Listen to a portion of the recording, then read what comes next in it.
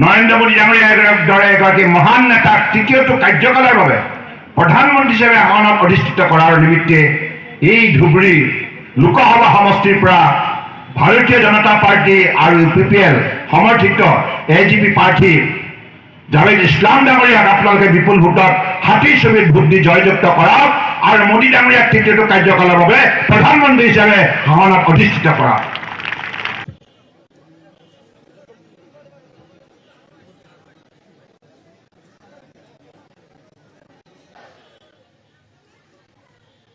চপৰকাৰ অঞ্চলৰ ৰাইজ ইমান শক্তিশালী, ইমান কৰ্ম উদ্যোগী, তৎসত্ত্বেও আপোনালোকৰ কণ্ঠস্বৰ ইমান দুৰ্বল কিয়?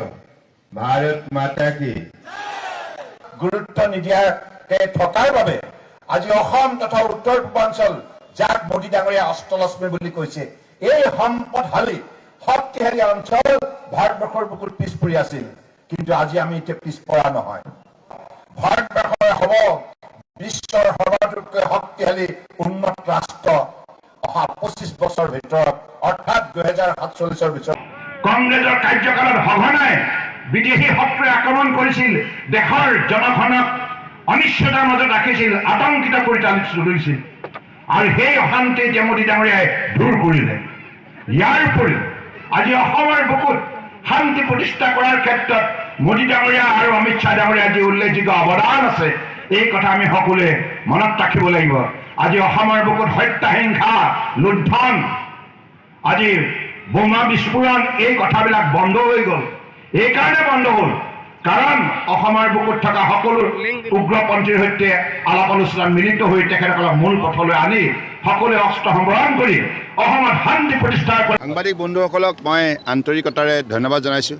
আপোনালোকে এইখন সভা সফল কৰাত সহায় কৰিছে আৰু আপোনালোকে নিজেই দেখিছে যে নৰেন্দ্ৰ মোদী ডাঙৰীয়াক ভাৰতবৰ্ষৰ জনগণে আন্তৰিকতাই বিচাৰিছে তৃতীয়টো কাৰ্যকালৰ বাবে প্ৰধানমন্ত্ৰী হিচাপে।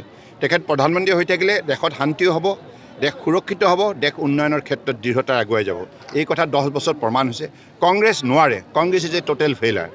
60 বছৰ কাম কৰাৰ পাছতো, 60 বছৰ সুযোগ পোৱাৰ পাছতো তেখেতসকল নোৱাৰাৰ মূল কাৰণ হৈছে তেখেতসকল দুৰ্নীতিপৰায়ণ, সাম্প্ৰদায়িক, বিভাজন নীতি কৰে। গতিকে সেইকাৰণে মানুহে তেখেতসকলক সম্পূৰ্ণৰূপে অৱজ্ঞা সম্পূৰ্ণৰূপে তেখেতক প্ৰত্যাখ্যান কৰিছে।